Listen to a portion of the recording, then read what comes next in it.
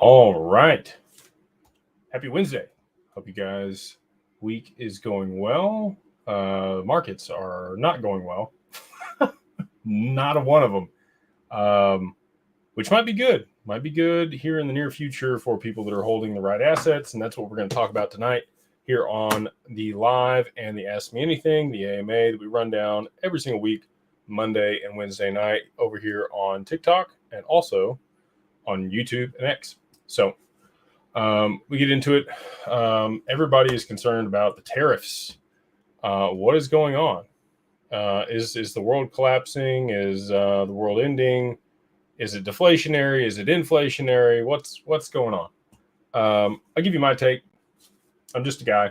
I'm not head of macroeconomics for any firms. Obviously, we have our wealth management firm and provide our clients with financial advice. I am not a financial advisor. I do not have my Series 65, but we do own a investment advisory firm called Digital Wealth Partners, where we do provide financial advice for people on digital assets specifically. And we provide a bunch of other services around that. But on the macroeconomic front, tariffs, I know a lot of people are like, oh, inflation. And then you got Peter Schiff coming out talking about how it's deflationary for markets, but it's inflationary for consumer goods. I don't agree with him. I agree with Peter Schiff on a lot of things. He's been very wrong about Bitcoin for an extended period of time. He's finally starting to look right about gold after 20 years of beating that dead horse. And again, he will be right in the end. There's a lot of people that will be right in the end.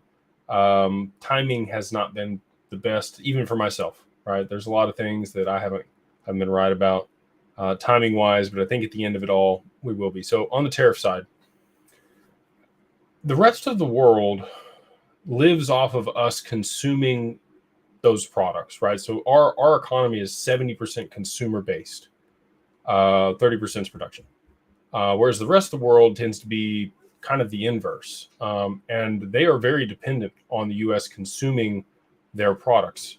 So if there's something to incentivize or level the playing field of their products no longer having the benefit of the cost that they do versus things made here in the U.S., then they lose their edge and they lose that inflow or that influx of cash from the U.S. consumer base. So this is very detrimental to all of the counterparties that are looking to put up tariffs on our stuff. Which is kind of their visceral reaction, right? If we impose tariffs, they should impose tariffs on U.S. stuff. Joke's on you. The U.S. doesn't make very much stuff. So we really don't care. And most of what we produce here is consumed by, guess what? The U.S. So in reality, it's far more detrimental to other nations not to be able to sell their stuff here in the U.S. at a competitive price in comparison to what those things can be made for here domestically. And that does a couple of things. It does drive up prices in the short term. Okay. I'm not going to combat that. For the next 2 years, if the tariffs are put in place, your prices at the store will be higher. Gas will be a little bit higher. Things will be a little bit higher. But over the long term, you will see production move back here domestic to the U.S. because it will be cheaper versus offshoring it. And that'll be compounded by the effect of the U.S. dollar no longer being the dominant global reserve currency. I think it'll be in the basket, and it probably will still be the most prominently used. However, I don't think it will be the only way that you can transact for commodities or oil. We've seen Saudi Arabia and the other countries in the Middle East start to divest from the dollar and start to sell oil in other currencies. And so in the short term, I do think Peter Schiff is correct. But over a longer term time horizon, I think it's going to be extremely deflationary across the board. Because as they do onshore manufacturing here to the US, you're going to see automation, AI, blockchain, 3D printing. All of these technologies are going to converge. If you haven't ever read a book called The Future is Faster Than You Think, I would highly recommend that you read that book. definitely changed my perception on how deflationary technologies are independently of one another, and then when they converge, it's very similar to, Moore's law talks about how every certain time frame chip size is cut in half and the amount of compute is doubled, right? There's another law that talks about the exponential increase of technology. Once we get general intelligence, the world is never going to look the same. It's going to be mind-blowing how fast innovations happen. You're going to see industries come up overnight that circumvent previous industries and completely disrupt them. And then within 3 to 5 years, something else will come out that'll completely disrupt that. The long-term time frame that I can give you a an example, of this for would be like Blockbuster and Netflix. Okay, I don't know about you guys. When I was a kid, we went to Blockbuster. We rented movies. They were the titan, of the movie rental. You would go in and peruse, see what you wanted. They had all the old movies. They had the nudies in the back and the games and whatever else, right? You go in with your family, and they actually had an opportunity to acquire Netflix for $50 million, and they laughed at them and then told them, get on. We're adding new revenue streams, and we don't need you. They didn't realize that the whole industry and what consumers demanded was going to change to digital in-home media, and they never made that pivot. They never moved the trend. They were never innovative. And so just recently, I think about 3 months ago, the original Blockbuster store that everything expanded from closed down, and they finally went out of business. Hooters also filed bankruptcy the other day. For those that don't know, very interesting. Hadn't been one of those in a long time either. So anyway, my whole point with that is Netflix came along and completely changed the game of how media was consumed by normal people. And Blockbuster did not get on that trend. And you're going to see, unless the companies continue to innovate with whatever the new technology is, they're going to become irrelevant in a very short period of time. And you might even see them go public and then go bankrupt within a few years. As technologies, come into vogue and different things change and completely disrupt an industry. And I think, Ripple and digital assets are poised to do that for payments. I've been having hell with my banks the last few days. Had to drive to the bank to send a wire. I've had to call the bank multiple times on multiple transactions. I tried to deposit a check and they wanted to hold it for 9 days. The archaic way that money moves is just asinine to me in comparison to the ability to move USDC or a stablecoin instantly across the world between counterparties, and then have it done through a smart contract. So if there are any concerns, all of those things are met previous to that transaction landing or being handled or being submitted, right? And that technology exists today, and people are using it at scale. We have, 60 million plus Americans that are holding digital assets that understand the power of at least Bitcoin, right? You can transact 365, 24/7. Don't have to wait for banking holidays or weekends. Move money anytime. It might take 45 minutes on Bitcoin's blockchain or an hour, depending on what the congestion is and the fees and stuff. But it's still cheaper than the $25 or $30 wire in most circumstances, unless there's a lot of volume on the network. And it's anytime you want to do it. I can send it right now after cutoff, right? Wire cutoff is, if you're lucky, the bank that I was trying to deal with is 1 p.m. Central. What are you doing? Anyway, just voicing my frustrations from the last few days. But I think that that's going to completely revolutionize how fast money moves, transactions at scale. And has this been used for illicit activities? For sure has. But once you have guardrails around it, and this is adopted by banks that want KYC, AML, BIS, OFAC, they're going to know who the parties are that are transacting. They need visibility on those things, and then you can build in, other credentials like accreditation or a qualified investor, and that allow you to participate in private markets. Thank you, babe. My wife's wonderful. So anyway, just super excited for the innovation that this technology is going to bring. And it's going to be deflationary in and of itself, because if you think about it, you got MasterCard, Visa, American Express, Stripe, PayPal, all these merchant processors and payment processors, they're raking 2 to 4% on fees on almost every transaction. And they really have monopolized things. Like if you have a card, it's pretty much going to be one of those three. You got an American Express, you got a Visa, or you got a MasterCard. And if you don't have one of those, if you have some obscure other option, they're probably not accepted by the majority of retailers at this point. And all of those parties have talked to Ripple. We talked to MasterCard last year in February in Dubai. We've talked to Visa. We've talked to American Express. Very confident that they will be using Ripple software, or at least the XRPL, to be able to settle transactions through XRP if they're international or for money exchange. When I was in Dubai, it asked me if I wanted to pay in dollars or in dirham. And if I wanted to pay in dirham, it was going to be cheaper. But they expected you to have dirham to be able to pay in it. And my bank account had dollars in it, so it actually ended up being cheaper to pay in dollars. Anyway, because they would accept either. But a lot of places in the world, they're going to accept their own sovereign currency, wherever that is.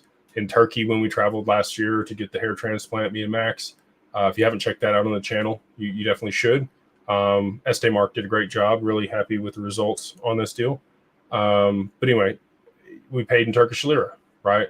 I wouldn't hold my money in Turkish lira because it's inflating away, but there's still an exchange rate, right? If you're going to travel internationally and pay with a card. So anyway, the deflation that you're going to see across the economy at scale with the implementation of these technologies is going to be exponential. And if you knew that was coming, governments have done a really good job of running up M2 money supply in anticipation of that, because they anticipated a deflationary collapse. And the only way to mitigate that risk is to jumpstart the velocity of money across an economy. So we talked about this Monday night. There's two variables for inflation, and that is M2 money supply, or the total amount of money in an economy. And the second one is how fast it's changing hands in the economy, or the velocity of money. And so they've really kind of done everything they can with M2 money supply. If they print more, we have hyperinflation. That's not a good thing. If they move interest rates, the whole global macro environment collapses on itself, because there's a global margin call with Japan. If they raise interest rates, they crush consumers, and we're going to see job losses skyrocket. So the Fed is just held. Man, so they've done a really good job of the soft landing. But when we have this crash, when the Bank of Japan does have to hike interest rates, and we may even see that tonight. I don't know that that's going to happen, but if you guys aren't paying attention, the three things, what we talked about in the Mastermind, I don't know if I talked about it on the live Monday, but the three things I watch consistently for the reverse carry trade. One, the Nikkei, which is the Japanese stock market. It's at the highest it's been since the 1980s, and it's currently falling like a lead anvil out of a window.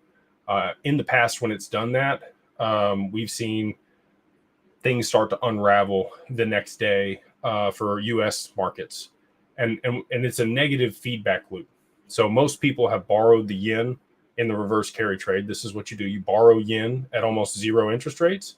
You take that yen, you swap it for dollars, and then you put it to work in the U.S. stock market or treasuries or something else where you're generating a yield. Right now, we're seeing treasury yields fall across the board. We're seeing the stock market fall across the board. And I anticipate that here in the near future, I know a lot of people think that we're going to see a rally in gold and silver. I think you're going to see that fall across the board also, as people rush to pull liquidity out of that, swap back for dollars, and then swap for yen to repay their loans. So anyway, a lot to talk about. Happy to run any of that down here in the chat with you guys. You guys have already asked a ton of questions here in the chat, and I don't want to continue to ramble on. We'll go ahead and hop into the questions here. But tariffs, I think over the long term, are actually very beneficial for the U.S. economy, and they help us retain or move manufacturing back here to the U.S., which is in U.S. interest. Again, if you were around in the last 5 years ago, we found out very quickly that we really don't make much here. We pretty much offshored everything. I don't know if you guys remember the toilet paper shortage, but that was a problem. And toilet paper was costing a premium right about now, 5 years ago. And so were masks and a bunch of other things. So anyway, like I said, happy to run all that down here and appreciate you guys hopping in on Wednesday night for the AMA, and go ahead and get to it. So we got Ron Claire. He says, LeClaire, excuse me. Thank you for the super chat, sir. He says, yo, Jake, what's the fund kickoff going? How's the fund kickoff going? And is there any R3 sale negotiations going that you might know about? Gotten very quiet. Good questions. So the fund kickoff, it's a little clunky. Just to be real with you guys, you know, these are the first time. Everything that we're doing is the first time it's ever been done at scale. There's never been another RIA ever that has had as many clients as us that have invested with them in crypto. We are 10 times larger. Maybe not 10 times, but 7 times larger than the next RIA as far as client base goes. We have over 500 clients at Digital Wealth Partners. They're holding their digital assets with us, or are currently in the pipeline to onboard their assets. And just super blessed and grateful for all the people that want to work with us in that capacity. But with that comes, you know, if those things haven't been tested at that scale, that's what it is. So we've been working through things, but we are going to have it done. I'm hoping that they'll be able to issue the capital call tomorrow. Has been delayed just a few days with some of the manual processes that we've had to go through in order to be able to get it done. So kudos to my team. They've been working all hours. I've seen them send emails right now, going back and forth with clients to be able to get that done, and our vendors to be able to make sure that it's buttoned up by tomorrow, and we get the $30 million worth of XRP deployed into the funds. About 20 million in the income fund, about 10 million in the growth fund. And we'll report back to you guys on what type of returns our clients see on those. Again, track records show somewhere between 10 and 20%. Is kind of on the low side. So, you know, giving it hell. We're trying to do the best that we can to be able to make sure that people have opportunities and don't have to liquidate their XRP to, you know, fund their lifestyle or do other stuff. And I think you're going to have a lot of incentives that kind of point you in that direction, especially if Trump, you know, decides that no capital gains applies to American-based cryptos.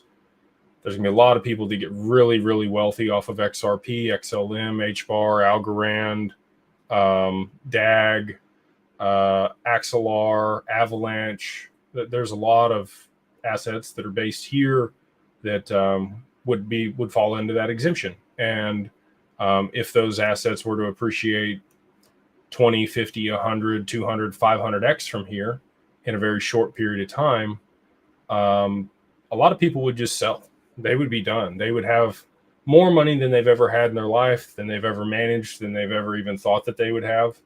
And that's what I've run into a lot of times with people is they like, it'll get to $10 and I'll liquidate and I'll have this much money and I'll be okay. But they don't think about the circumstance where it just skips over $10 and goes straight to 50 or 100 or $1,000.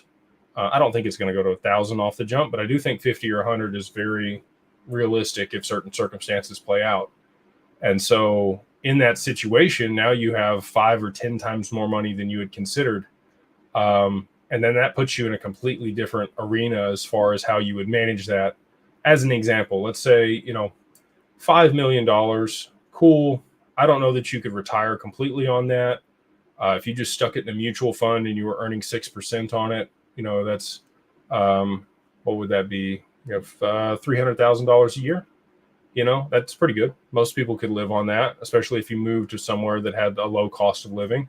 You could live pretty well. But you're probably going to eat into the principal. Most people, when they come into that type of money, again, let's just say it was tax-free, but if it wasn't tax-free, you know, you're going to give up 40% of that to the U.S. government, and you end up with about $3 million. Just like in the 90s, you would have been set, man. Like you'd have been good to go with 3M. But now, unless you're like 75 and you're you know going to live another 5-6 years, $3 million really doesn't go as far as it used to.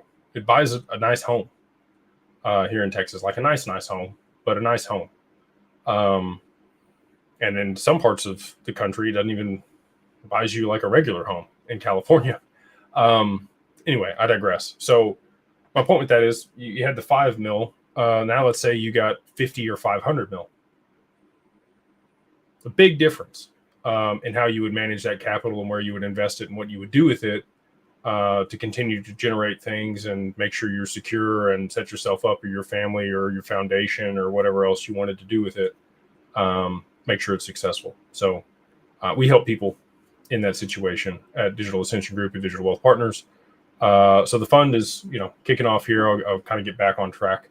And then we got the sale of R3. So we haven't discussed that specifically with them. They've been very quiet themselves. They may be at our event. We will see. So don't know. I wish I had more information.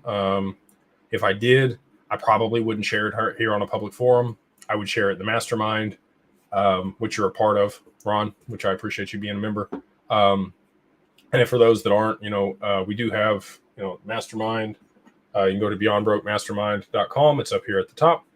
And you can just use the code beyondbroke, all capitalized, the number 1, and then MO gets you a free month there in the group where we do talk about things that I do not discuss here publicly.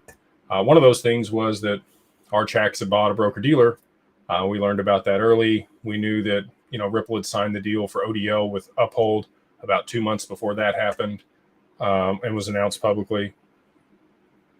Just many other things like that we happen to be privy to, private information before. It's not really insider trading or anything because it doesn't affect public stocks or digital assets.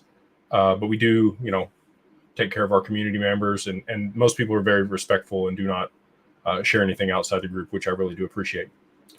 We got Rob. He says, hey, Jake, what does the next 5 days look like in terms of price impact, Adkins confirmation, SEC Ripple announcement, timeline, ETF, first ETF approval?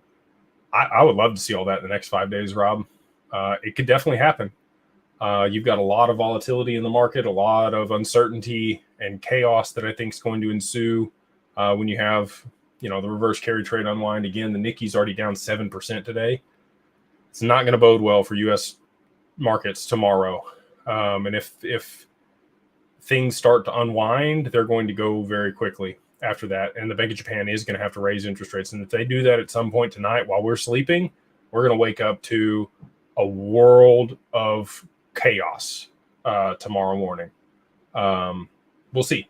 But outside of that, the things that you mentioned here are very bullish for XRP in particular. Adkins confirmation, SEC Ripple announcement, and the first ETF approval for XRP. I think all of that definitely could happen in the next 5 days, but it could also be in the next 30 days. I think they have until May 21st to actually approve any of the spot ETFs. So I'm as hopeful as you are. But at the same time, I do have to remain stoic and realistic about how slowly things could move. We got a few over here on TikTok. I saw some good questions, so I'll grab them here. It seems like Garlinghouse has misplayed his hand. XRP isn't moving even with all this interest. I don't think people understand that they don't care about the price. Doesn't matter to them. Ripple did not sell the escrow onto the market this morning. I don't know if you guys caught that or not. They got their distribution and did not sell it. Same thing as last month. They re-escrowed a portion of it and just kept a portion in the wallet. I don't know what they're doing. I don't know why they're stockpiling XRP, but they are not selling it onto the exchanges. So I think you would see even further, to the downside if they did. Ripple's stated mission is to make XRP a global reserve currency. That is what they've said multiple times in multiple interviews. They kind of backed off that narrative in the past 3 or 4 years here, especially with the SEC case going on and the implication that they are, highly involved or correlated to the asset with their business, transactions. But if you look at videos from 2014, 15, 16, 17, they stated that multiple times. And so it's not about, I can't think of the gentleman that said this, but the value is in the protocol. It's the adoption of the protocol. When that happens, you're going to see price move and completely decouple from the market. retail volume's not going to change anything for XRP. And neither, even institutional buying is what's holding it here. There are a lot of people, telling me institutions aren't buying. You can't tell, Look here. We weren't at $2 in November. Retail is the same amount of bullish as it was then. I promise you. The liquidity in the crypto market hasn't changed. It's gone up a little bit, but in comparison, XRP is up significantly over anything else. So the only thing that is possibly driving price is the same thing that drove Bitcoin up before the halving and before the ETFs were announced. It is institutions buying it off the open market using TWAP, or time weighted volume average, where they say, I'm going to average in $50 million, $100 million over the next month. And that's what's holding support here at $2. Like, that's what's going on. And like, if you wanted me to dig through the on-chain data to figure that out, I probably could. I haven't done that. If somebody wants to go do it, you're more than welcome to. But that's just the logical conclusion based on the price action that we're seeing. So, and Garlinghouse and Ripple have zero direct effect on what XRP does, just so people are aware.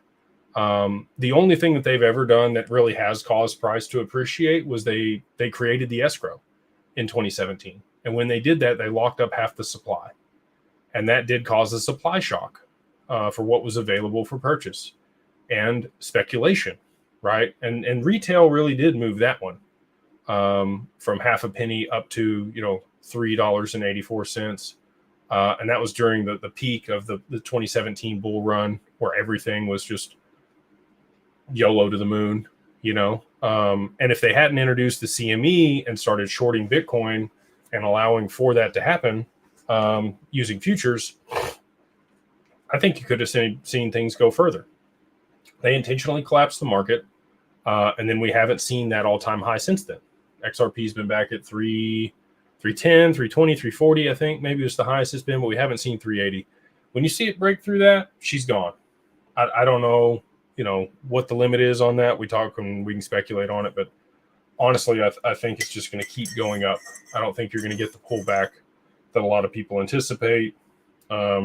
People I hold in a high regard, like Blockchain Backer, he thinks things are just going to go to $10 to $13, and then we're going to go through another cycle. I think 4-year cycles are over, but I'm probably, very alone in that thinking.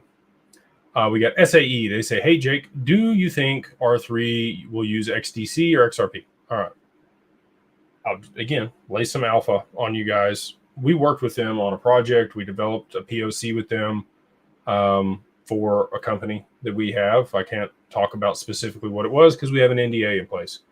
But before we signed the NDA, we talked to them and asked them which network should we build this to be interoperable with and settle through. And they said, well, we're not going to use anything that doesn't have legal clarity here in the US. That was their words. And so we said, so you mean you have to use XRP? And they said, well, XDC doesn't have legal clarity here in the US, does it? So up to you. They can settle through both. Both of them have partnerships. Internationally, that probably doesn't matter. But here domestic in the US and for the back-end settlement of the stock market, it for sure matters. And if you want Project Ion to work and allow for instant settlement of the back end of the stock market when everything's collapsing and there's a global credit call, you better hope that they decide to use XRP because XDC ain't going to cut it. So that's my rebuttal to people that ask that. And I know Crypto Aries has her opinions, more power to her. Everybody can have their opinion. That's what I heard from the horse's mouth. So that's what I'm going with. Let's see here. John Proctor. He says, thank you for the super chat, sir. He says, Mr. Claver, longtime lurker. Ooh. First time poster. He says, Max Avery is talking a lot about Axelr and DAG. What are your analysis and predictions of those coins? If there's time, can you include Onyx also? For sure. Good questions. So Axelr, we've had multiple meetings with their team to figure out how we could be interoperable with them for cross-chain interoperability for a couple solutions that we're working on. Huge. Like, and they're going to lock up a lot of Axelr in order to be able to facilitate that bridge and connection between multiple networks. They have Quarter on their roadmap. They've got a few other large players on their roadmap here in 2025. I think Axelr is it's the bridge between the EVM sidechain on the XRPL and Onyx, right? Like XCN, I don't know if it's the real Onyx or not. You mentioned that one, so I'll say that. I can't find any definitive information on it. I don't know. A lot of speculation. You've seen the price run up and you've seen it fall back down again. Is it JP Morgan's coin? If it is, yes, absolutely. You're going to see crazy price appreciation there. If it's not, it is a pump and dump scheme and somebody's already made a lot of money. I don't know which one it is. So it's anything that I'm not absolutely certain on, I have a hard time putting a large amount of money on. But, you know, a speculative bet for sure. DAG, I was probably more bullish on DAG last week than I am this week. And the reason for that, I think it'll still be successful. Let me just say that. I think they have government contracts. There's a lot of reasons to think that DAG is going to do extremely, extremely well, and have actual utility with the U.S. government and other parties as well. However, I met some of their community members on Twitter here recently, and their ego and inability to answer direct questions is concerning for me. I was very respectful, didn't say anything. They were not. There was a lot of use of illicit language, and then would like skirt my question and speak in a bunch of technical jargon over people's heads in the spaces on Twitter. I don't really like that. I like when people are very direct and use analogies that most people can understand and are respectful and answer people's questions when they're asked directly. And if you don't know, you just say, I don't know, right? And I do that on here. You guys will ask me questions. There's been specific tokens that have been requested, and I'm like, I don't have enough information to tell you guys. You know, I need to go do some research before I actually speak about this, because I'm just going to stick my foot in my mouth, you know? And I think other people, again, just kind of comes back to ego. So anyway, after that interaction, I'm a little less bullish on DAG. There's the other thing that they stated that was concerning to me is they think that U.S. Treasuries are going to go away. Highly unlikely. That is the backbone of the global financial system, the debt market, and that's not going to go anywhere. And by proxy, all of the stable coins here in the U.S. are going to be required to have a backing of U.S. dollars. Like, that's how the dollar remains in its position. If you circumvent that and you don't require a cash or cash equivalent to back stable coins in a one-to-one manner, and you just allow the Treasury to issue a CBDC or a stable coin of their own that's a direct representation of value. And again, what's the backing? Is it gold? Is it redeemable for the gold? There's just a lot of questions I had. And again, they didn't answer anything and just kind of talked over me. So I don't like that. So anyway, separate of that conversation, I think DAG will do really well. And maybe they're not as involved with that project as they made it seem either. Axelr, super bullish on Axelr. I think that it is going to be that, and Chainlink, I think, will allow for interoperability between the majority of networks, and especially for tokenized real world assets. I think Axelr is probably the go-to there. XCN, not sure. I don't know. It could be a complete scheme, pump and dump deal that's a representation of Onyx at JP Morgan, or it could be the real deal. Can't find any evidence to say one way or the other. So speculate at your own risk.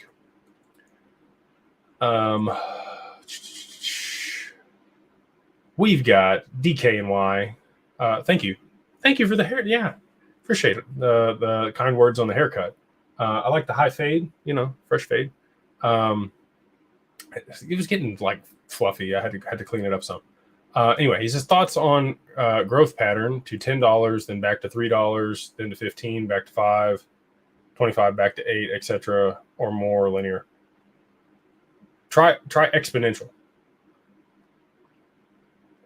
And you can look in the past when this has happened.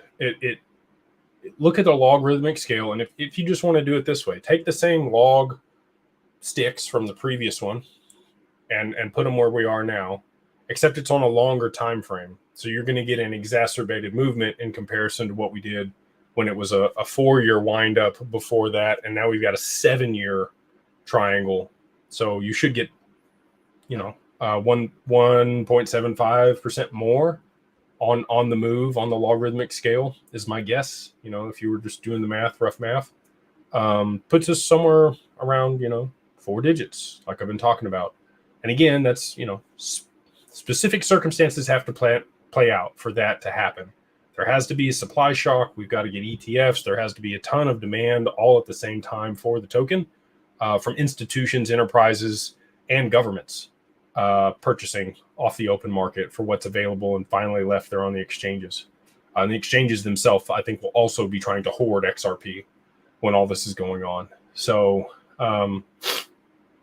I do not see this pattern playing out. Not sure where you got it from. There's 1,000 TA guys out there. And sometimes they're right, and sometimes, most of the time, they're wrong. Seen Dart Defender be wrong for 7 years. Love him, though. Love him to death. Good people. And they'll be right at some point where things move exponentially higher. But it's going to require global macroeconomic catalyst, like I've been talking about. And when you see, we could be seeing it. We'll see tomorrow. CCC. Watch the Nikkei, watch the yen versus the USD, and watch the JPY 10-year yield. Those are the 3 indicators I'm watching for on the reverse carry trade, and they will tell you when it's going to happen. And the Bank of Japan, when they come out and raise interest rates or there's an emergency rate hike, get ready for hell to break loose. We've got Lion's Den, Dan. Thank you for the super chat. It is funny. I'm 27. It's cool seeing history repeat. Friday night at Blockbuster was classic. Hella late fees. Yeah, dude. We did not ever return the videos on time, and my parents were always upset about that. Got some good Gen Z on here. Appreciate you guys hopping in on the chat. I'm just barely in the millennial. Barely made it. He says, he's got another one here. He says, I remember Phil Knight's book, Shoe Dog. Yeah, if you haven't read Shoe Dog Millionaire, highly recommend. Awesome book by Phil Knight, guy that created Nike. He says Nike in the 70s almost went bankrupt due to a bank call. Yeah, I don't know I'm not sure if it was him or not, but I think there was somebody, it may have been Phil, that went to Vegas, took like the 5 or 10 grand that they had, and then turned it into 50 or 60 grand gambling it, and then came back and was able to make payroll and like continued the company. Like that's when you know your CEO is scrappy. You know what I mean? Like when people can pull it out at the last hour and get stuff done, and you probably wouldn't even know that if you're an employee. Like you don't want to know that that's going on if you're an employee, but those are the people that make it. The people that are scrappy, that can get shit done at the 9th hour. That's real. Most of the business owners I know that have been successful have done stuff like that. And Phil's no different. Phil's obviously uber successful, partnership with Jordan. I think Nike put professional branding on the map, and selling through emotion and making a brand. Nobody's ever, I think that they are the poster child for that. I think most people would agree. Excuse me. Honest Aim.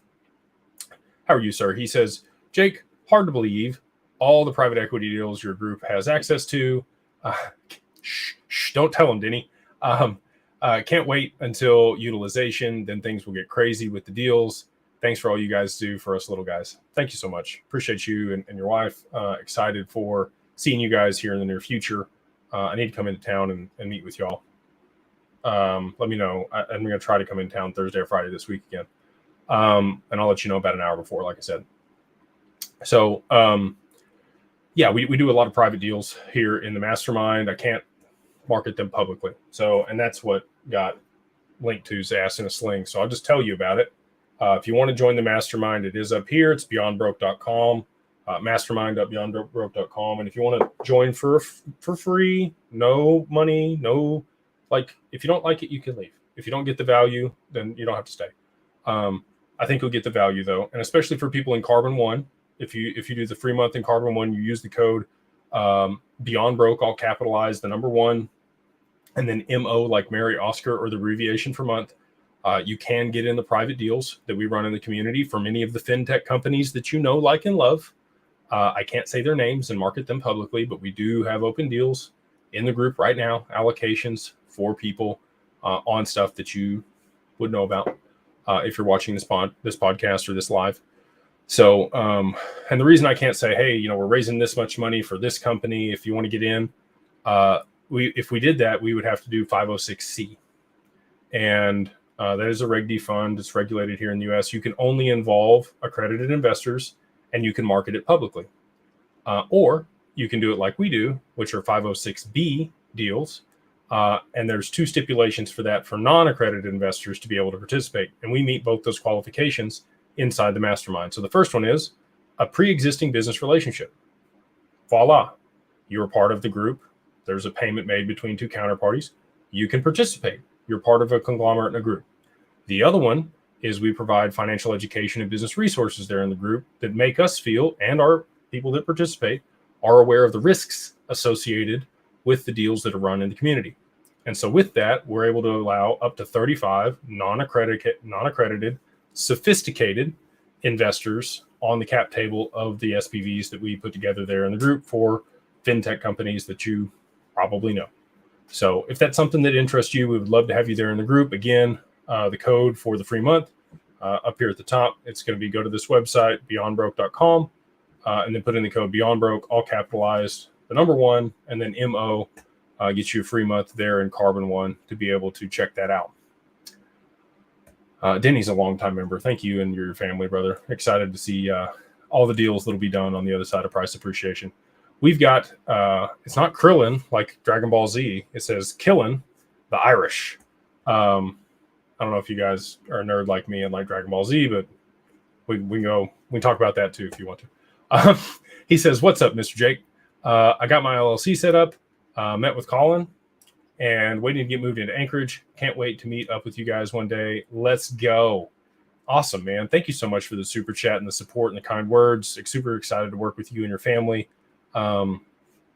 Yeah, it's been really cool, you know, to see what we've been able to accomplish in the last couple of years and do it in a regulated, compliant way and get people access to stuff that they never would have had access to otherwise. We work with a lot of people, you know, being proactive.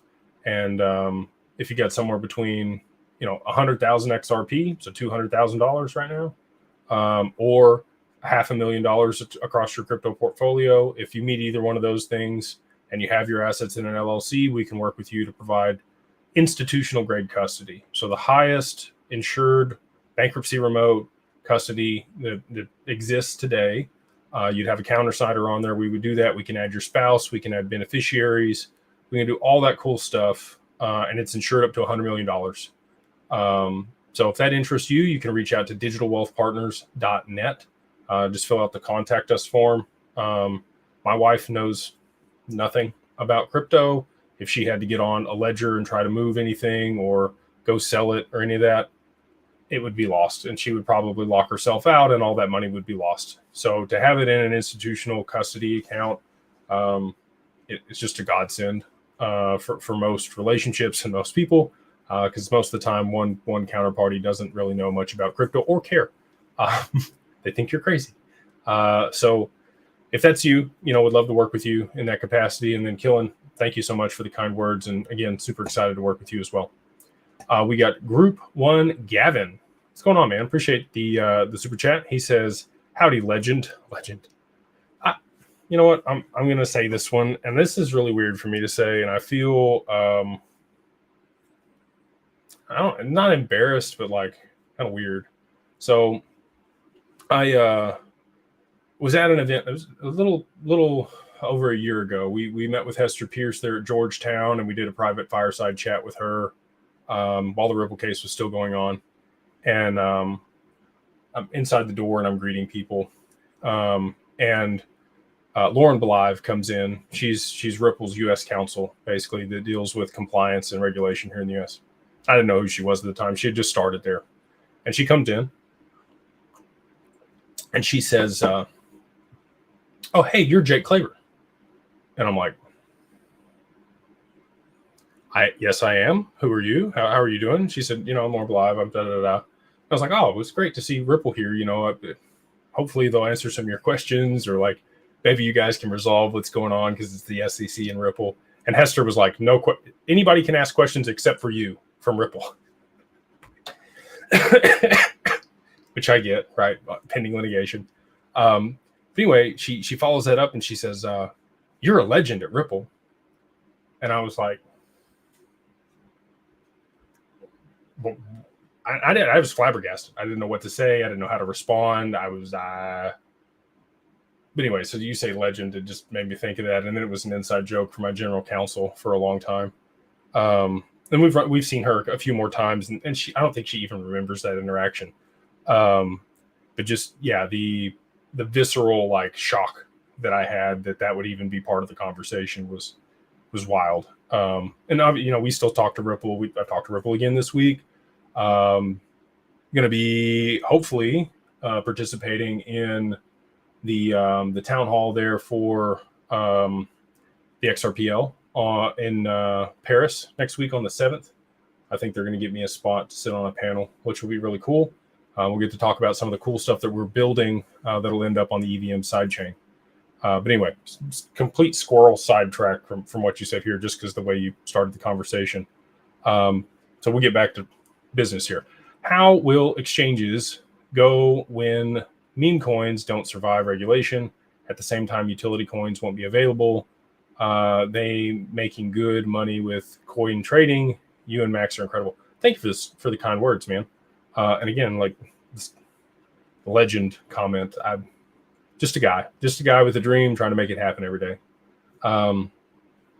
So yeah, it was a good question. I mean, there's going to be a huge consolidation of liquidity and tokens that are available on the market when we do get regulations in the space, and we do have utility of a lot of these networks. And when that happens, I think there's going to be somewhere between 50 and 90 tokens that probably persist beyond that point.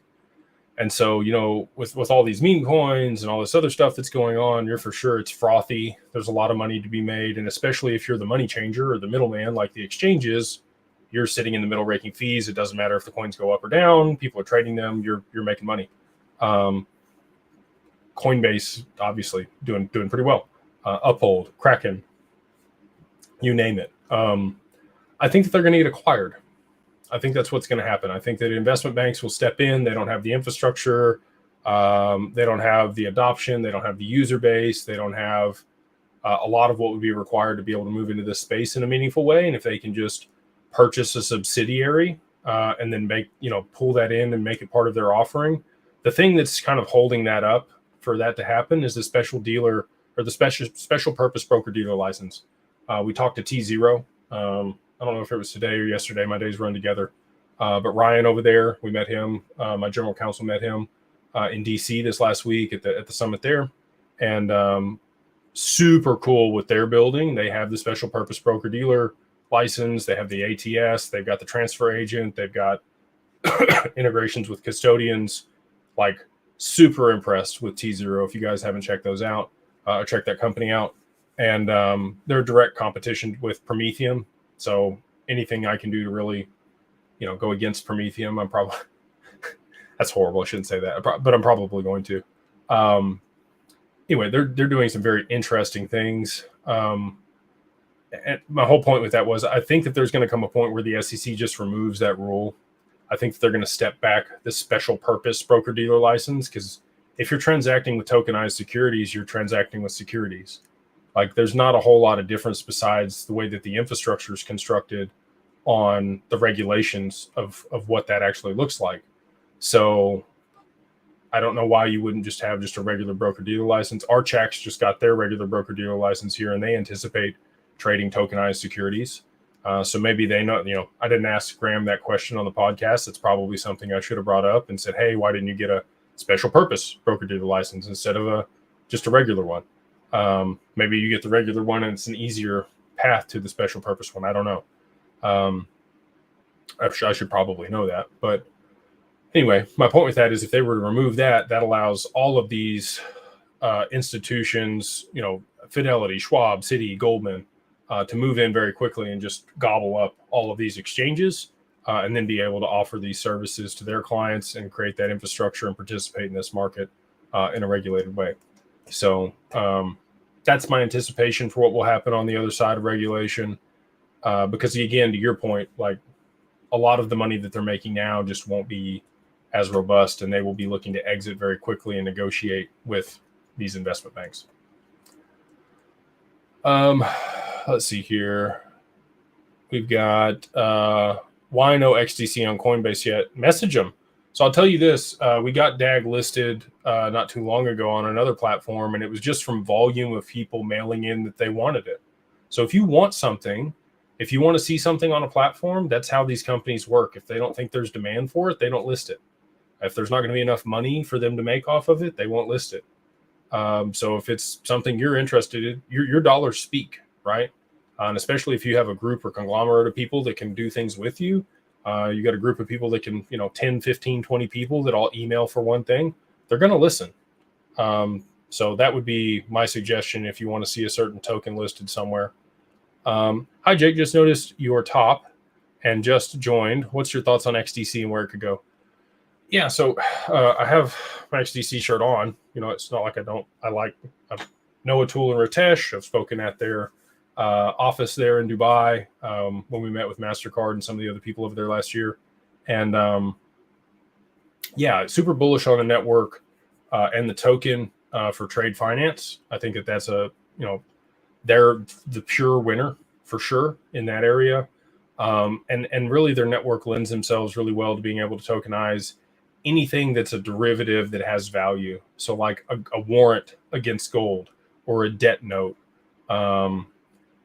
Those types of things I think will end up on that network. Trade finance alone, I think you could easily see, $1 to $5 XDC. And again, that's just the volume for trade finance moving over that network in that application. And then if you were to see, other debt notes and warrants and things like that tokenized there, then it could be, I think over the long term, XDC's top is going to be somewhere between 25 and $50. And that's my guess, right? I would love for it to go much higher than that. I know a lot of people would also, but just based on market action, volumes, use case, all those things, that's my anticipated price targets for that token. So take it with a grain of salt. I'm just a guy on the internet, but I have had a lot of conversations. Excuse me. Sir Jameson, Barlow the Third. Wow. I like it. He says, thank you for the super chat, by the way. He says, everyone expects XRP price appreciation with the ETFs, but how do we know the funds haven't already been bought OTC? Great question. They have been. There is definitely volume on the OTC desk for XRP. Our partners that we work with through Uphold and Kraken have both stated that when we've had those conversations. TWAP is the main way that I think people are purchasing. I think a lot of people don't realize that you can buy off of the exchanges without affecting price, even in large amounts. And the way that you do that is you average into the market over a time frame instead of all at once, like you would through an OTC desk.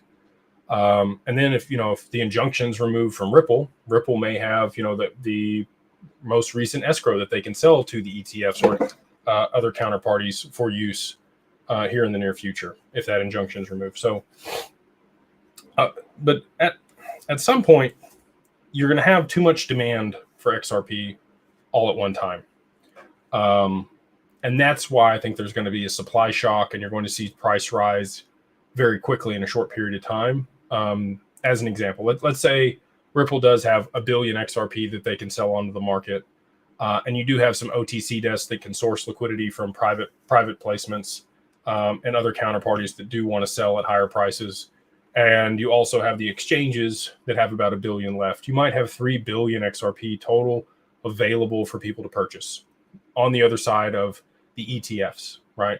I think the ETF volume is going to be wild when it opens up. I could be wrong. Let's just say it's half of what Bitcoin's was the first day that it opened. I think it could be like 5 times more, or maybe even 20 times more. But the volume the first day on the Bitcoin ETFs was $400 million. So let's call it $200 million. At $2, that's 100 million XRP. Okay. Maybe they buy that OTC. But as that supply becomes less and less and less, even over the first couple weeks, as people average into those ETFs, the price is going to have to rise. And you'll have retail that wants to sell a piece of their bag. Cool. At $10, $50. But there's a large portion of us, because of the narratives that have been put out, that it could see these 4 or 5 digits. People are going to hold.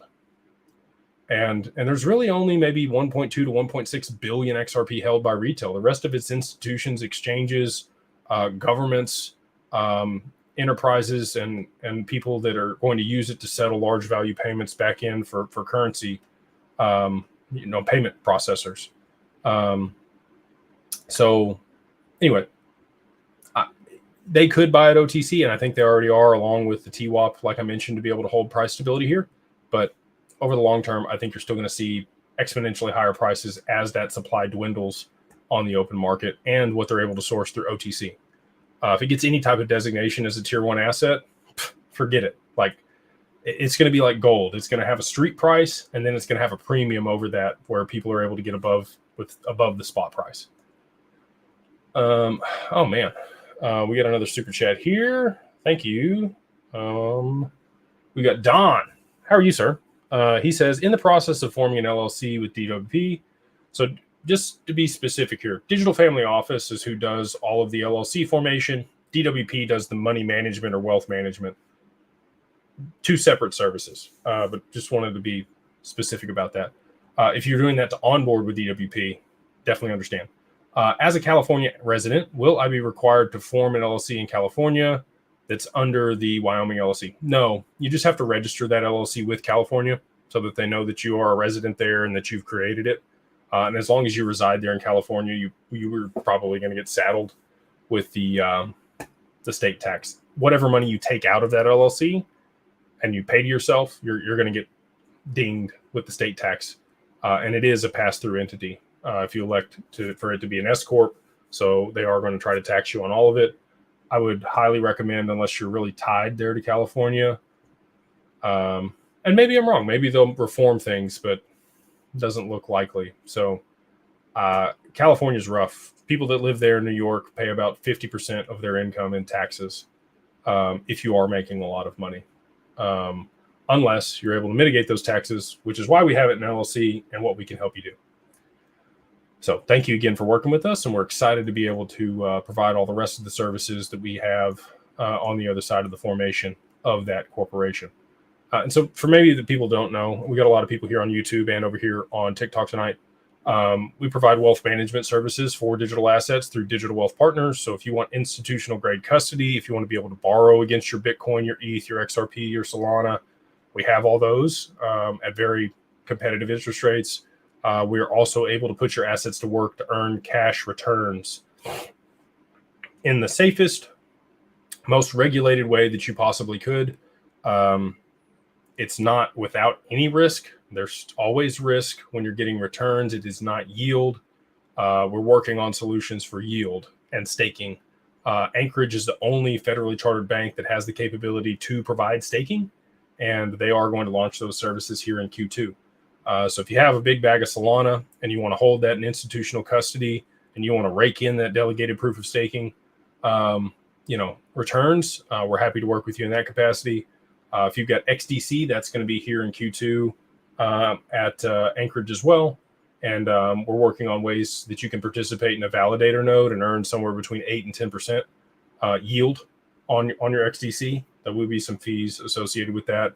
So it might be a little bit lower on the returns there, but it's basically riskless and risk-free. And XLM, we can use that in the fund that we have for XRP to be able to generate cash returns. XLM is going to be live here, hopefully within the next 24 hours there in Anchorage. So if you have big bag XRP, XLM, HBAR is also here early in Q2. We'll be able to provide custody for that. And we're going to, rehash conversations with Archax to be able to provide stuff with them as well. So if any of that sounds cool to you, there are a couple qualifications. One, you do have to hold your assets in a corporation or a trust or an IRA. We also do IRAs. So if you have an iTrust IRA or a Bitcoin IRA or any of those, we can work with you on that. And that does count toward the $500,000 minimum that we do require for clients, unless you have 100,000 XRP. That's the only exception we make to that rule, where we will work with you. So if that sounds interesting to any of you, please reach out. The two ways that we do have to make money on XRP right now, and I'm just going to go ahead and state this because otherwise if I don't, people are going to be mad. You do have to be accredited. So that means, and accredited by US standards. So if you're single, you made at least $200,000 the last 2 years. If you're married, at least $300,000 the last 2 years, or you have at least $1 million worth of net worth outside your primary residence. Those are the main two ways you can qualify. We've got Shade Spot with the 10 spot. Thank you so much for the super chat. He says, "Hey mate, you sure ledgers are unsafe?"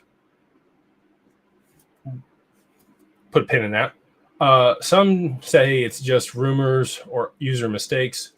Really switch to decent. That's 75K XRP per wallet. 750K makes for a pricey move if we already have ledgers. I know it does. Sounds like you need institutional custody. We would love to work with you, Shade Spot. We work with Australians. We work with people all over the globe. If that's something you're interested in, to custody your assets and make sure that you are not going to get hacked or taken for, and it's insured. You can add your spouse and beneficiaries. It's just like partnering with a Fidelity or a Schwab when you work with us for your digital assets. It'd be like holding your stock certificates with BNY.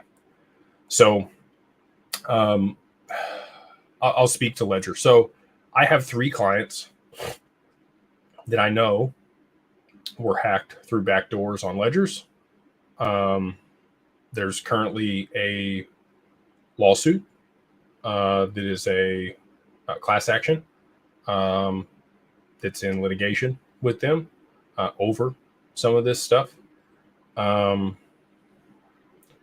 Is it true? Are there extraneous problems that have caused this? One of them bought the ledger directly from Ledger, and they updated the firmware, and then their assets were removed. Is there a bad actor at Ledger that has access to backdoors that's doing this? I don't know. I'm not making any accusations of wrongdoing here. I'm just stating what my clients have told me and what I've seen. Okay. I did not have this happen to me specifically. I had another client that purchased their ledger off of Amazon. Okay. One derivative removed, could have been the seller on Amazon, waited 2 years, updated the firmware, got hacked. That's been the consistent message that I've heard from all 3 parties is they updated the firmware, got hacked. So I don't know. Did they update it with a backdoor? Is there a malicious actor? I don't know. Okay. I just know that there is a class action lawsuit currently against them. And then I have 3 people that have lost over $2 million worth of assets between them at the current value. Future value, who knows? Okay. So that's what I'll say on it. It's up to you to make your own decisions. Again, for the amount that you have, I think maybe working with us probably makes sense. And I was going to say that we're going to have Anchorage at our event here in April for family offices. When you get north of $500,000 on a drive in your desk or in a safe somewhere, I don't know, man. I want that warm and fuzzy of holding it somewhere that I know I have insurance and recourse and counterparties and somebody I can call and just a lot of protections for that amount of money or more.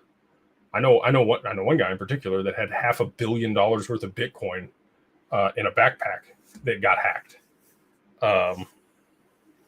Need to talk to him actually, now that I think about it. But And then I know another family that lost $30 million on Lobster Wallet. Like, the amount of money that has been lost in this space has been obscene.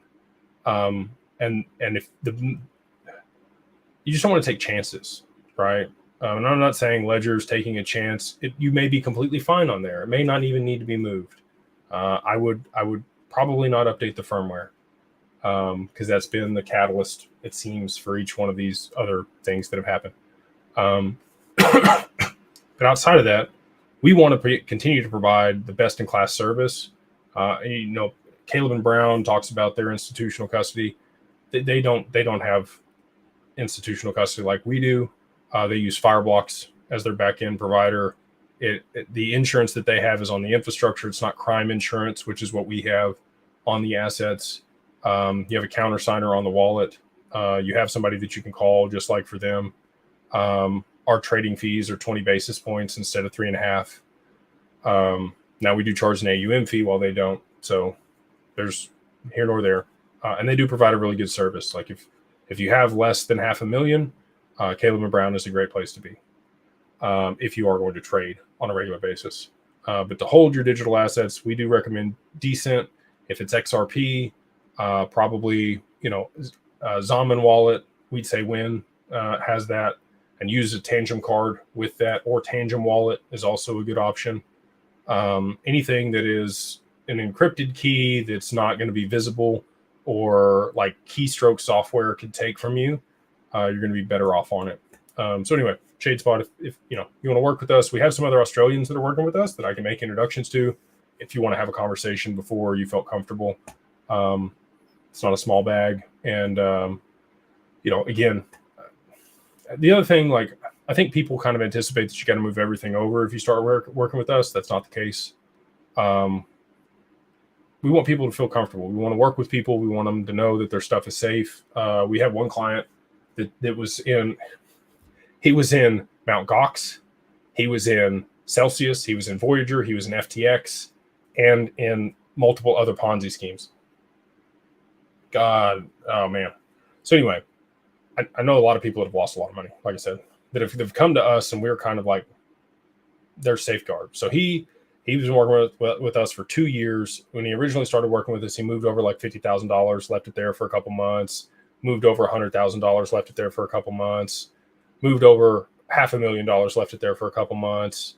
And then over 2 years, he's finally moved all of his assets over because he feels comfortable. Like, we've been around, I continue to talk to him on a regular basis. He's able to reach out and have a conversation about anything at any time.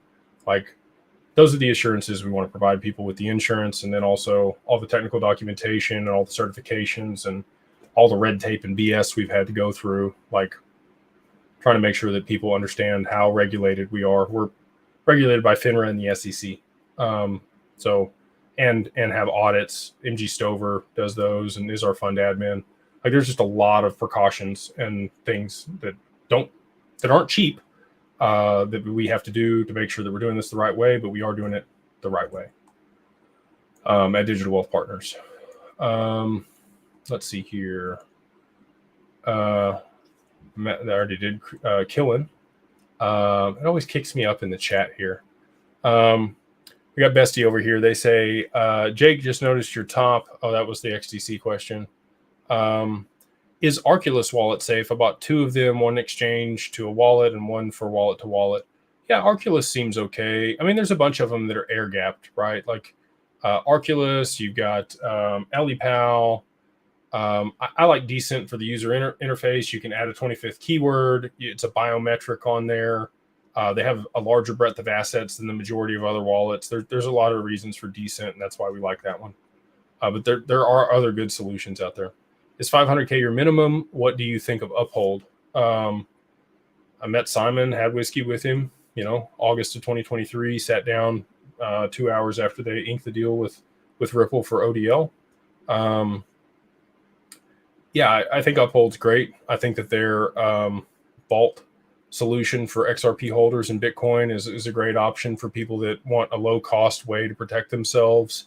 And 500K is the current value of digital assets that we do require, or at least 100,000 XRP.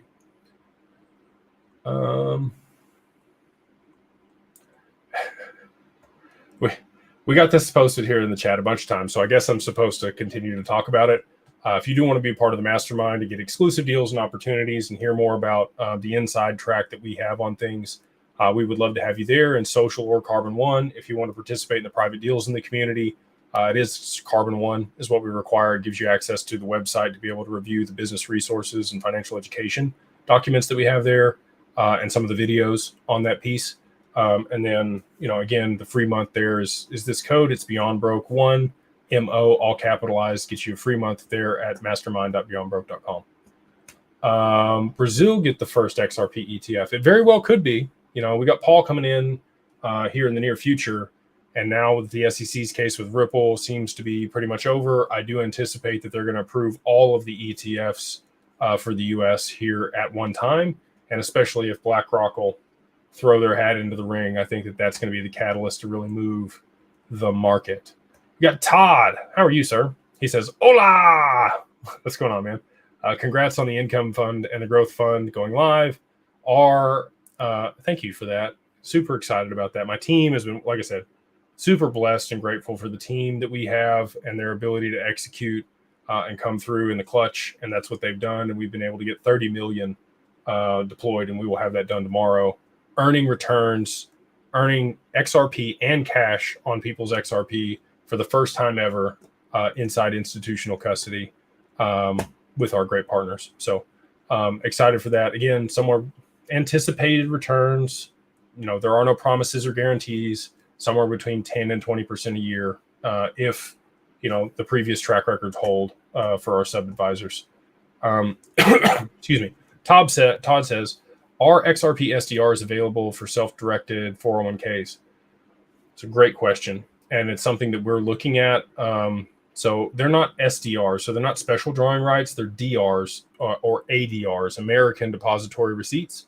So it's like a representation of value. So if you had Alibaba on the Hong Kong Stock Exchange and you wanted to reflect it in your Goldman account or your Schwab account, you would have an ADR that would represent that value over there that would then be reflected in your US Stock Exchange account. And that's what we're doing with XRP. So we would hold the XRP at Anchorage. We'd be able to mirror that value at a broker-dealer, and they would be able to release margin against it.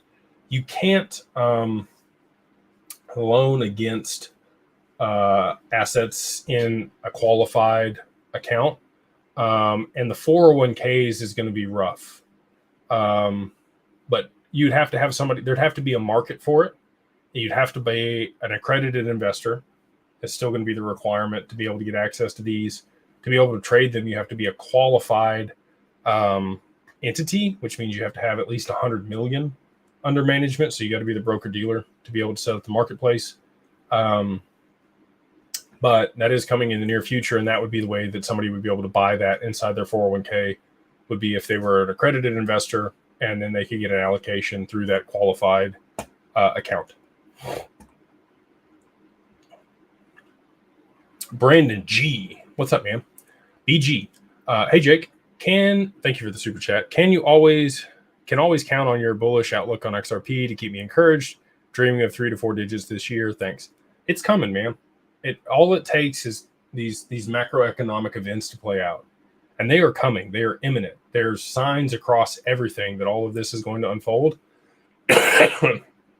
here in 2025. And so, yeah, super bullish on the outcome of that. It's going to be wild.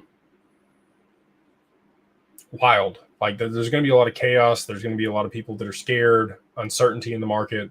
But if you're positioned in the right assets, you're going to see some of the best.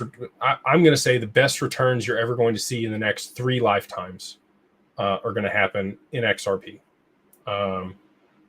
People just do not understand. Like, I don't know if here's another book for you guys if you haven't read it. We've already talked about a few books tonight. We talked about the future is faster than you think. We talked about Shoe Dog Millionaire. If you're not reading, you're not learning. So this one is The Fourth Turning. I would encourage you to go read that book. It talks about socioeconomic factors that coincide with the changing currencies. If you haven't read Principles by Ray Dalio, also another really good book. And then he also has a book that his most recent book on cycles.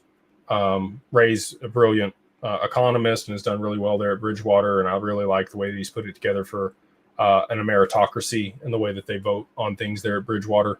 But anyway, yes, super bullish, Brandon. Thank you for the question and the super chat and the kind words. We've got Lucas Walker. He says, what happens to ETH and BTC when XRP hits 1K? That was me being Kermit. None of my business. No, not good. I think we'll see. I have a lot of people. I have clients that hold large amounts of Bitcoin and ETH. I differ in my opinion on that, and that's okay. I've been wrong up to this point, and they've made a lot of money. And I hope that continues to be the case. But I am concerned about Bitcoin and ETH on the other side of XRP price appreciation and utility for some of these assets and networks. I think that Bitcoin could fall back to somewhere between 10 and 19K is a reasonable price for Bitcoin. 90% pull down from where it's currently at. And then ETH, I think ETH is going to get regulated as security, which is going to be really ironic because of ETHgate and everything that happened with those guys. Since it migrated to proof of stake, I think that it'll be registered as a security because you're putting up on the network itself. It's a pure proof of stake protocol. So you're putting up ETH and giving it to somebody else in a validator pool, subject to them earning you some type of return. It meets all the prongs of the Howey's test. And so I think that it'll end up being regulated as security. Prometheum has already come out and said it's a security. Everybody hates Prometheum anyway, but I do think they're going to be right about that one. But I don't know what the long-term ramifications for that are. You would just have broker-dealers be able to list ETH and trade it, and all the exchanges would have to delist ETH. So anyway, we'll see. Not overly bullish on either one of those assets, but XRP in particular, super bullish. Not financial advice. I have to say it. Rippler FX. They say thoughts on Muny protocol and their XRP yield. I can't tell if they're legit or not. Would highly appreciate your thoughts and input. Let's give it a look. Muny protocol. Do it real time with you. Earn passive income, grow your wealth, smart, safe. USDC, Bitcoin. They've got a bunch of them here. Solutions, earn on liquidity. In most circumstances, when somebody's paying you yield on your XRP, the way that they're doing that is they are going out onto the market and selling it. You're having to give up that ownership to them, and they trade it and do something with it, and they allow you a yield, and they tell you that you can remove it at any time. The way that we do it is not that. Nobody else ever takes your XRP. It sits there in institutional custody, bankruptcy remote, and not rehypothecated or sold off and owed back. Okay, so you're not ever a creditor. The assets are there. You have full visibility of them the whole time. And there's a line of credit that's issued against them that's used to trade and generate returns, but it's not the actual XRP that's put into the fund. And we've structured it that way on purpose because I've just seen too many things like this where people give up their assets that are going to appreciate substantially over the long term, and there's counterparty risk, which we've completely mitigated. And that's the biggest risk, is counterparty risk, because we've seen people go bankrupt and run off with stuff and just shut down their protocol and Ponzi scheme people. I'm not giving my XRP to nobody else. And if I am giving them to somebody, it's going to be a regulated entity, but it's under the purview of the SEC and like audited and fully transparent and all the other stuff. And that's how we've structured this, right? So anyway, we've got all the documentation for the securities offering drafted up. We've done this in the most regulated way. What they're offering here is a securities offering. If they're paying you yield, you're putting up an asset and giving it to them as compensation or collateral, and they're doing it where they're then rehypothecating it and doing other things with it, and they're offering you a return, a guaranteed return on that, that is a security. And I think that that's what's going to come about with the regulation. I think a lot of this is going to change, and it's going to have to be wrapped in a Reg D fund or a Reg A protocol or Reg CF, or there's other things, right? And Matt Rosenden and I are working on some of that. talking to Ripple about it, and I think that's what I'm going to be discussing on the panel there for the XRPL in Paris deal here on the 7th. But anyway, I need to do more research on it. I don't know these guys. I've never talked to them. That's the way that I like to get to understand stuff, is I like to meet the team, have a conversation with a real person, ask, like, I grill them on custody and how they're structured and the security of stuff and their contingency plans and the insurance on stuff. People don't like when I do that because they don't have any of those things, but that's what I grill people on. We're trying to marry DeFi with TradFi. So you get all the benefits of TradFi and the majority of the benefits with DeFi, right? And it takes time. These aren't on smart contracts yet, but we're going through it manually first, and then we can denote the whole process, and then we can build a smart contract inside the institutional grade infrastructure that can facilitate this stuff at scale. So that's the long term. But without having a conversation with the people that run Muny, just based off my initial impression here, their site looks good. They have social media. They've got 1,600 followers here on Twitter. Doesn't seem like they've got a ton of traction yet, and they haven't been around that long. They're here from 2024 December. Doesn't mean they're not legit, but I would need to do a lot further due diligence on this before I personally would feel anywhere close to comfortable participating with them. And that sounds like a sales pitch for my stuff, but I have biases, right? Just honestly, I know what my stuff is and our team and what we've put into it. And, I don't know what they've done. So without having a conversation, I wouldn't be able to tell you and give you a real answer. But it is something that I will look into, and I appreciate you bringing it to my attention. Nick 4501 says, hey man, thanks for the super chat. He says, hey Jake, watching from Tasmania. Wow, very cool. There in Australia. Love your channel and Zach's. What's happening tomorrow with the SEC meant to affect XRP's price? I would love it to. If they pull Paul in and he's confirmed and it's rocket to the moon, let's go.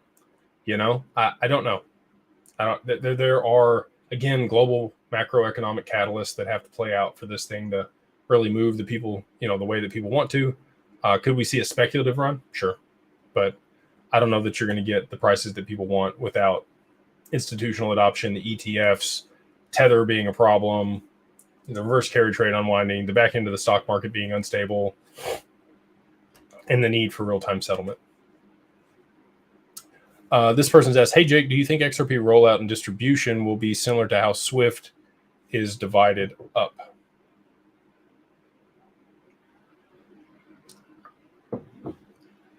Not sure what you mean. I need a little further context around the question to be able to answer it accurately. Do you think XRP rollout and distribution will be similar to how Swift is divvied up? Swift is a global messaging network between banks that has about 11,000 clients that they service globally to be able to settle transactions between those counterparties. They don't actually settle transactions. They just do the messaging component. But they've standardized that with ISO 20022. And they need somebody to help them settle all those transactions at scale. And it'll be R3 Corda or it'll be RippleNet. And both of them you guessed it, XRP to settle transactions. Incognito. It's always a cool name to say. Thank you for the super chat. They say, if we're going from a debt-based system or society to an asset-based society, does that mean all assets will have to be tokenized up front? There's no way. There's no way that you can. It's going to have to be a gradual progression over time, and they're going to have to do one asset class at a time. And they might be able to front load that. They probably have a lot of the traditional assets in line to be tokenized in a very short order. You saw the DTCC come out with their tokenization roadmap. Again, Project Ion used on the back end to be able to settle those. Those could be tokenized on other networks and not necessarily the XRPL. But the transactions for the settlement between the clearinghouses and the brokers could settle via XRP, right? That's kind of my thought behind it. But I think a lot of that is already tokenized inside, Corda. inside those private permissioned ecosystems between all those counterparties with a seamless accounting mechanism across all of them using Project Ion, and they will just use XRP to settle between counterparties at scale for the back-end settlement of the stock market. But beyond that, real estate is going to take a long time to tokenize. You've got titles and title companies and deeds and all kinds of stuff that's just paper and cabinets and courthouses across the US and the globe. You're going to have to incentivize people through some mechanism to get them to move all of that onto a computer in the first place and then on chain. You're going to have create systems and processes for that to happen. And that's going to take at least 5 to 10 years to tokenize the real estate market at scale globally. I think by 2030, you could have close to like 65 to 70% of the market tokenized, but I think it's going to take the stragglers probably at least another 5 years after that to get everything on chain. Just my 2 cents. Again, I would love to be wrong about that and things move exponentially faster, but I think, again, it's going to require a lot of incentive and standardization of programs to be able to do that. And you're going to have to train people in podunk counties like where I live at the courthouse, where they still have everything in a file cabinet, and Nancy that's worked there for 50 years knows exactly where everything is. Okay? Like, that's their system. And if Nancy, God forbid Nancy dies, all of it goes to, hell in a handbasket very quickly because none of it's on the computer. Or if it is, it's not organized correctly. So anyway, just that asset class alone, I think will take a lot longer. Other things I think could move much more expeditiously on chain. And we will see a lot of value move, especially for traditional markets. I think will be tokenized much faster than alternatives. Excuse me. Amani, John, thank you for the super chat, brother. Hope you're doing well.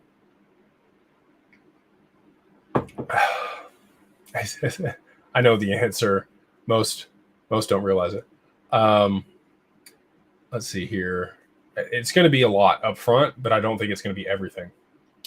I think you could see the back end of the stock market. I think you can see FX, commodities. Derivatives are still going to take a little bit longer. Most alternatives are going to take a little bit longer as well. Andrew, I've got an email from you, sir. Thank you for the super chat. He says, hey, Jake, I've done all the steps to get the ball rolling with your income fund. Awesome. Who will be my main point of contact going forward? Appreciate you.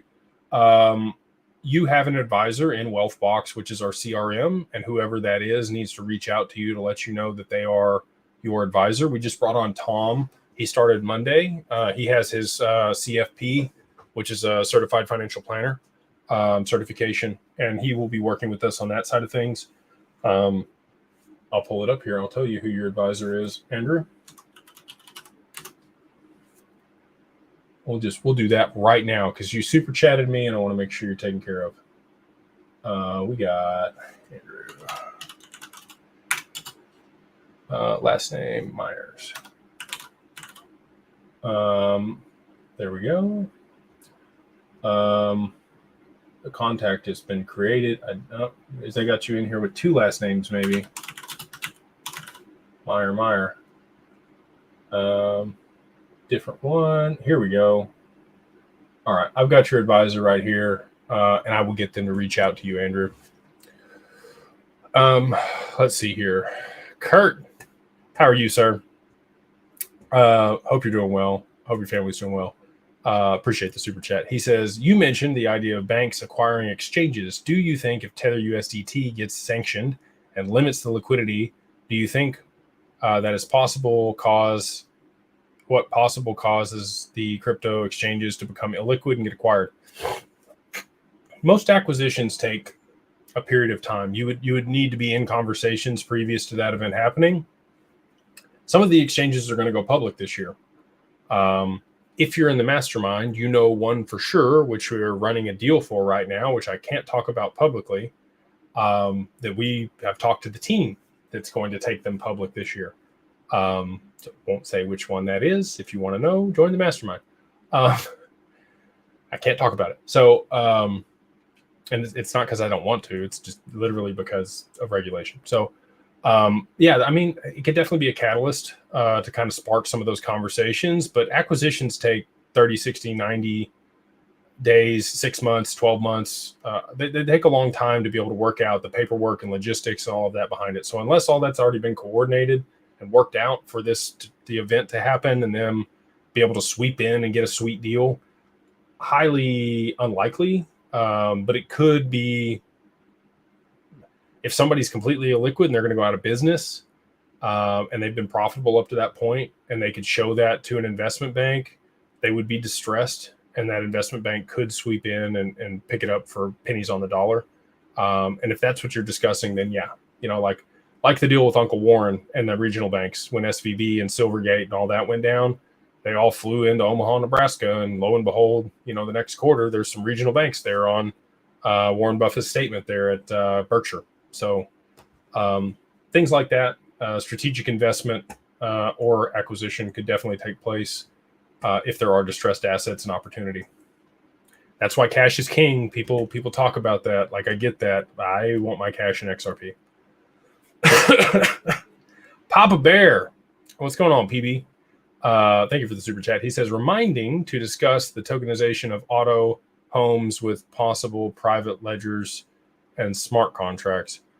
So I think Hedera is going to be where digital titles end up going for autos and for homes. You have a Google wallet, you have an Apple wallet. Both of those would be great solutions for you to hold that representation of value there to be able to transact with it or borrow against it or do other things. And both of those parties have already shown significant interest in becoming fintech platforms or banking partners. You've got, Dell, Google, IBM, SoftBank, and a few others on the council there for HBAR. I think that's probably the way they're going to go. And I think that's the application over the long term for where those end up getting tokenized. And the security on that network and the throughput is fantastic for that application as well. I didn't talk about this, but Legacy has reminded me here. Appreciate you, sir.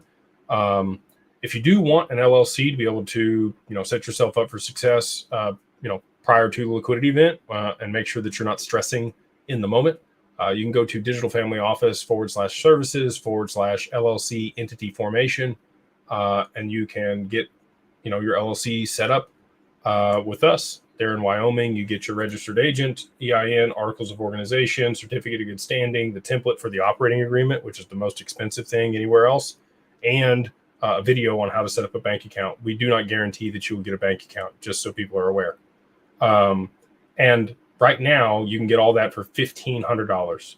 Most attorneys are going to charge you close to $3,000. In 12 days, that's going to go to $2,000. And the reason for that is we're going to involve a virtual office that'll forward your mail for your corporation there in Wyoming as well. So if you want to get it done for $1,500 now is the time. There is the code. Would love to work with you. If you have less than $80,000 invested in digital assets for the current value, keep buying digital assets. Just keep doing that. Keep dollar cost averaging. You probably don't need to spend the $1,500 yet to set this up. But if you have more than that, this makes a lot of sense for a lot of reasons. You can mitigate taxes. You get other protections. You get ways to be able to squeeze the value and get more assets into a trust on the other side of price appreciation. It gives you a platform for PPLI and key employee insurance to be able to protect your assets over the long term, grow them tax-free, borrow against them, get lines of credit based on your assets inside the LLC. You just get a lot of benefits for incorporating and moving your assets in there previous to price appreciation. Season a bank account, have a business bank account, so they're not going to seize or freeze your funds when you move them in there off of a crypto exchange. Just on and on and on I could go. The anonymity component that you get from it to be able to transact with this stuff versus in your personal name. And again, we provide a full SOP on how to move your assets in there. We give you all the directions in that. And if you need any help, all you got to do is reach out and we answer those questions as well. Again, $1,500 all in, everything done for you. Here at the website, digitalfamilyoffice.io/services/LLC entity formation. And then the code for the $1,500, which is normally $3,000, is 50 off DAG LLC, all capitalized. For you guys over here on TikTok, you know you can't see the YouTube screen. It's 50OFFDAGLLC at digitalfamilyoffice.io. Get you everything all in, out the door, $1,500. And again, here in 12 days, we're going to bump that to 2,000. So if that's something you're interested in, I'd go ahead and lock that down. And we're already at the hour and a half here. I'm going to try to grab a few more of these super chats, and then we're going to wrap it up tonight. Let's see here. Papa Bear with his super chat. We got a few more. Nope, did this one for Incognito. Meyer. Just want to make sure I get on. If you're going to pay for something, I want to make sure you get your question answered. My wife was telling me that there's stuff to pay over here on TikTok too. We haven't figured that out yet. I apologize if anybody's paid for a question over here on TikTok and I haven't answered it. You guys can email also. We have info@digitalfamilyoffice.io. If you've got a specific question that you think we can help you with, you can ping that inbox. Typhoon says, hey, Jake, thanks once again. A lot of questions I've seen here are in your book with Max Wealth and Numbers. Yes, they are. If you guys want to go check this out, it is 480 pages. We do not have an audio book for this yet. But this was released December of 2024. This is a huge deal for us. How to run private deals, syndicate deals using SPVs here in the US and do it the right way. Max spent a full year writing that book, and I was fortunate enough to be his co-author and work with him on a lot of it. But if you want to go check that out, it is there on Amazon and in most of the other bookstores as well. He says, which I'm just about done reading. Awesome, brother. Glad to see it. Thanks for the information. Very informative. Thank you for the kind words, Typhoon, and appreciate the shout out on the book. Really cool to be a published author. And that's not anything I, thought I would get in my life, but it's pretty cool to be in that position. Lucas Walker says, post price appreciation. Thank you for the super chat. Do I send XRP from cold wallet to Coinbase and just sell there? Millions go from Coinbase to bank account. Only have a smaller bag. You're going to get whacked with a lot of fees if you do that. So I had a gentleman I talked to yesterday. I've got another call with him in the near future. He bought $1.5 million worth of XRP on Coinbase, and it cost him $50,000 is what they charged him for that transaction. If you were to do that through us, Lucas, I know you have a small bag, is what you said, but you won't in the future. If you want to take the time to get set up with Digital Wealth Partners, we can do that for 20 basis points. If you do want to sell a portion of it, it will take a little bit longer. If you have an LLC in place, that expedites the process. It's 2 or 3 days to get you onboarded, assets in the account, and then we can execute that order for you, whatever it is. And it's going to cost you a lot less than doing it on Coinbase or Uphold or one of these other platforms. But you could do it that way. I would highly recommend moving it into an LLC before you do that. And again, just be aware that probably going to freeze your account if you do it to your personal account and you've never had that much money in there before. We got Colin S. says, thank you for the super chat. And we've got, he's a Canadian. Heyo. Don't you know? Jake, are cops wasteless safe enough to...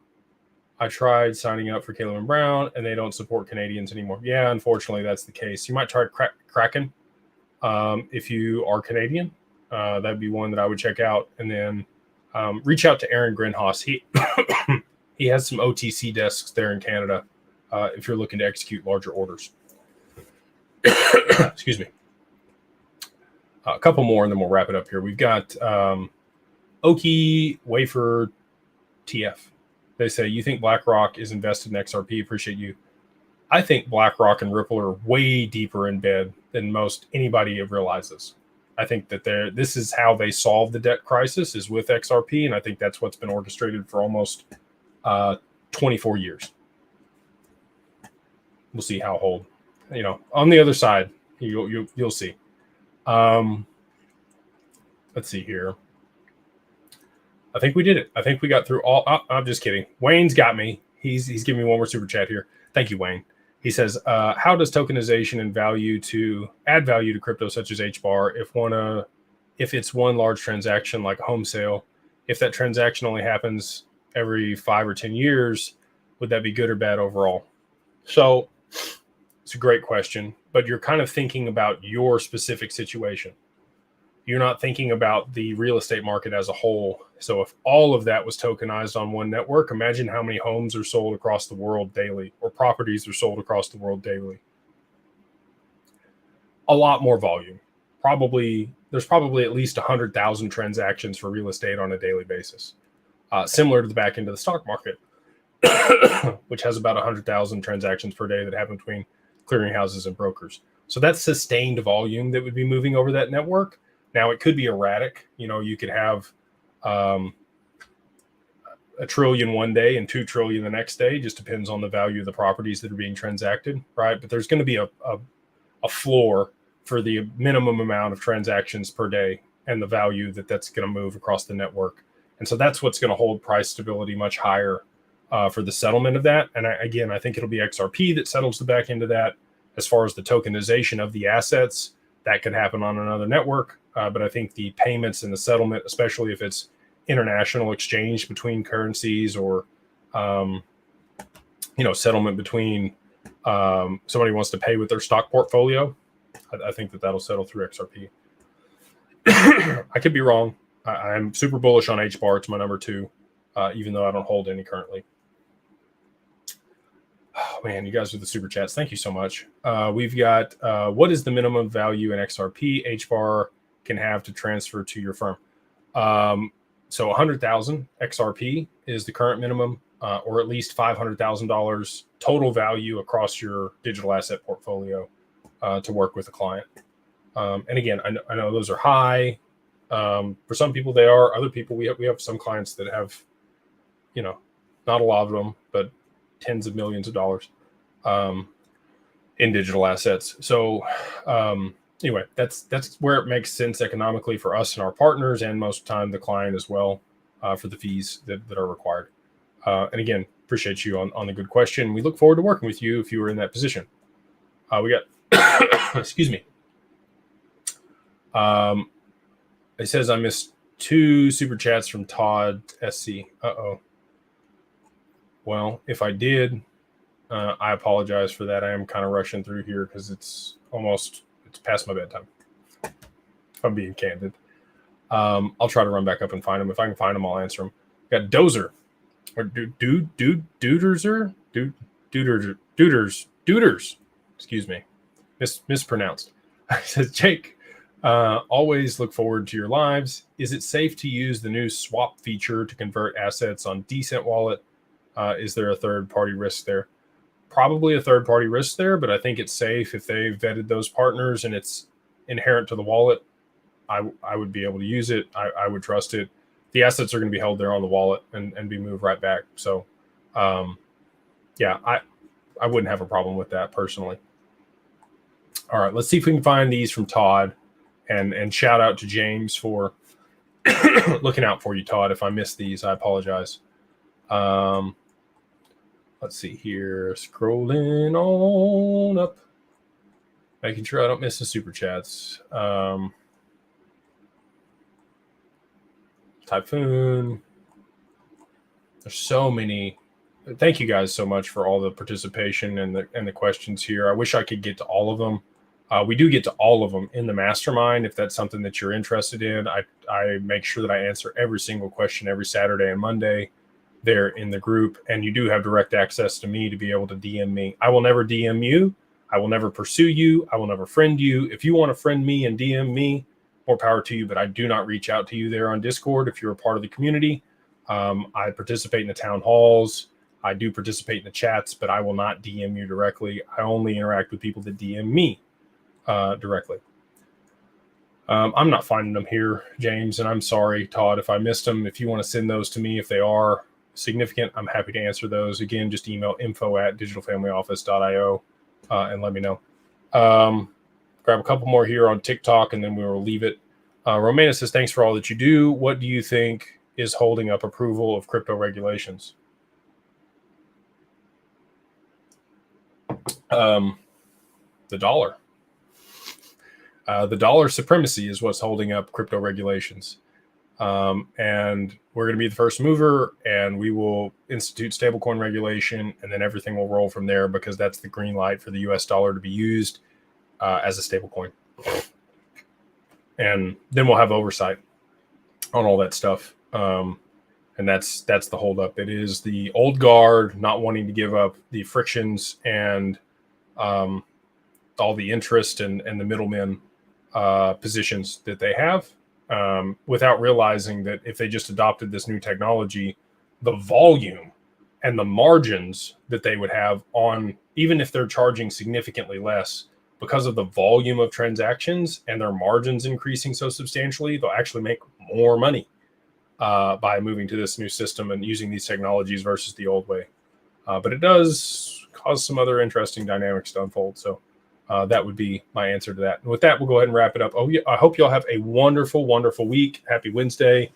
Thank y'all for tuning in on a Wednesday night. Again, if you do want to join the mastermind, you can go check it out. It is Beyond Broke, all capitalized, the number 1.